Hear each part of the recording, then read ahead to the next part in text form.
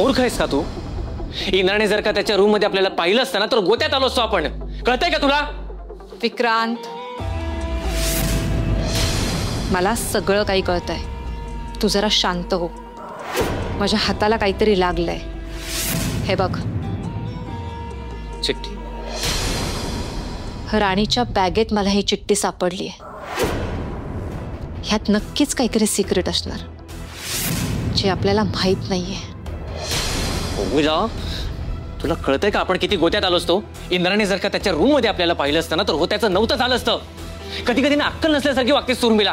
कारण अक्कल नेहमीच कामी येत नाही विक्रांत. कधी कधी शक्कल सुद्धा लढवावी लागते. मी रागाच्या भरात तिथे गेले ना म्हणून आपलाच फायदा झालाय. आपल्या हाताला गबाड लागलंय. हे बघ, ऐक.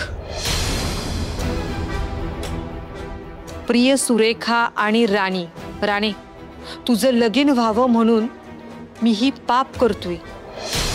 पण ही केल्यावर माझं मन मला रोज खात राहील. ही पाप असं बी मला जगू द्यायचं नाही. आणि म्हणून मी मरणाला कवटाळतोय. तुझ्या बापानं आजपर्यंत तुझ्यासाठी काहीच केलं नाही, पण आता जाता जाता प्रयत्न करतोय. जमल्यास तुझ्या या नाकर्त्या बापाला माफ कर. तुझा संसार नेटानं कर पोरी. तुझ्या आईची पण काळजी घे. तिला सांग तिचा नवरा काहीच कामाचा नव्हता म्हणून तो निघून गेला कायमचा. सुखात राहा दोघी.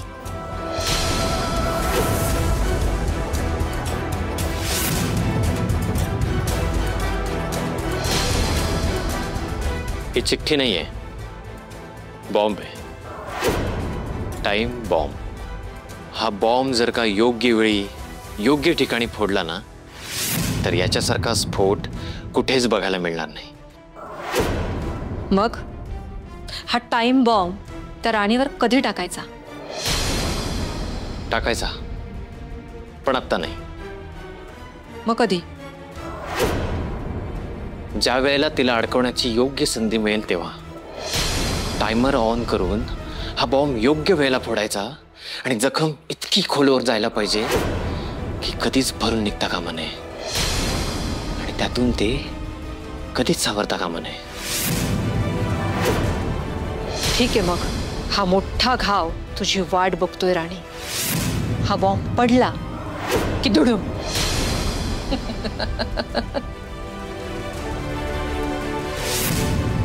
नाही, नो प्रॉब्लेम. सगळ्या फॉर्मॅलिटीज क्लिअर झाल्या. उद्या तुमची ऑर्डर तुम्हाला ऑन टाइम डिलिव्हर होईल. डोंट वरी.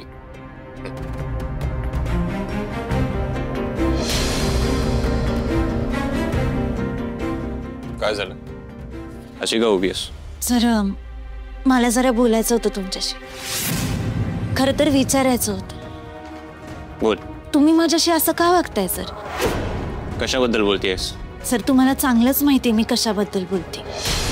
अहो, मी तुमच्याशी कधीच काही वाईट वागले नाही, काही बोलले पण नाही. तरी सुद्धा तुम्ही माझ्याशी सतत तोडून बोलत असता. सर, माझा गुन्हा काय ते तरी सांगा मला. तुला जे काही बोलायचं आहे ते क्लिअर बोल. सर, पार्टीत तुम्ही माझ्याबरोबर जे वागलात, जे बोललात ना, ते मी विसरले नाही. That's great. तू विसरू नये हीच इच्छा आहे माझी. तुझी किंमत माझ्या नजरेत 0 आहे. हे तुझ्या नेहमी लक्षात राहावं ना, म्हणून मला तुला सारखं सारखं सांगावं लागतं. सर, कधीतरी दुसऱ्याच्या मनाचा विचार करत जा. हो, तुमच्याबरोबर कोणी असं वागलं तर? आता मला तुम्हाला एवढंच सांगायचंय की पार्टीत मी जे काय वागले ते मी तुमच्यासाठी केलं. ह्या घराचा मान जपला जावा आणि तुमची इमेज व्यवस्थित राहावी म्हणून केलं. तुमच्या नजरेत माझी किंमत जरी 0 असली तरी बायको म्हणून तुमची किंमत ठेवणं, तुमचा मान ठेवणं हे कर्तव्य आहे माझं, आणि तेच मी केलं. आता त्याचा सुद्धा तुम्हाला त्रास होईल असं नव्हतं वाटलं, पण मला. झालं तुझं लेक्चर सुरू. हे बघ, तू माझ्यासाठी काय केलंस, किती प्रेमाने केलंस, याचा रिपीट टेलिकास्ट नको आहे मला आता. तुझे काय केलंस त्याचे एक्स्ट्रा पैसे मिळतील तुला. सो असंच चांगलं काम करत राहा, तुला तुझी सॅलरी मिळत राहील. आणि हो, मी चांगलं वाईट सगळं काम करतोय बरं का. तू जो वाईट वागलीस ना त्याचे पैसे तुझ्या सॅलरीतून डिडक्ट होतील, हे लक्षात ठेवायचं.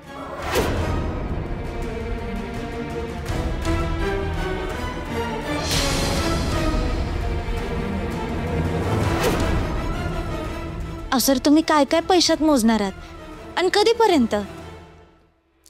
सर सगळ्याच गोष्टी पैशात नाही मोजताय.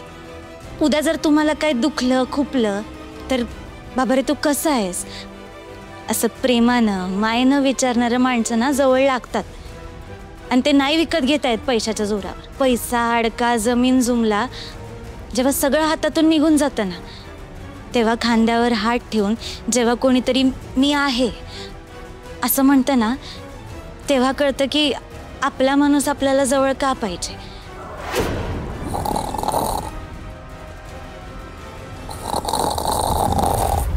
हाय का आता पालथ्या गड्यावर पाणी आणि झालं यांचा भोंगा सुरू.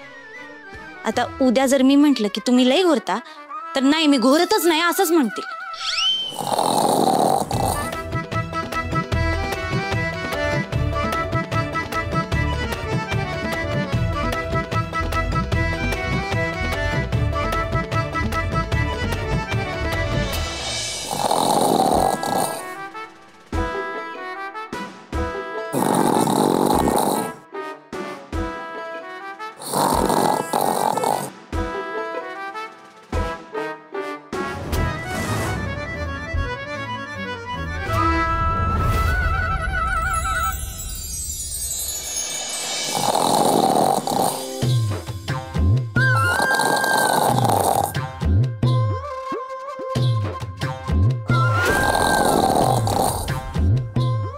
ही मला म्हणते की मी घोरतो, मी आता स्वतः घोरते.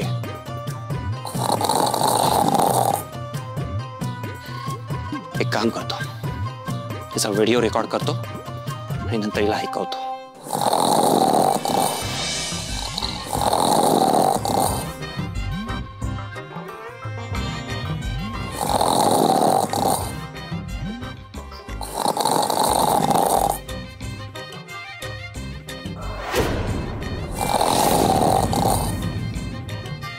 काय झालं सर?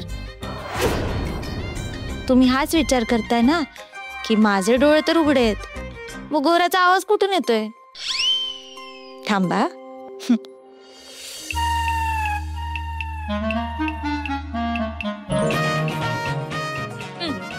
हे बघा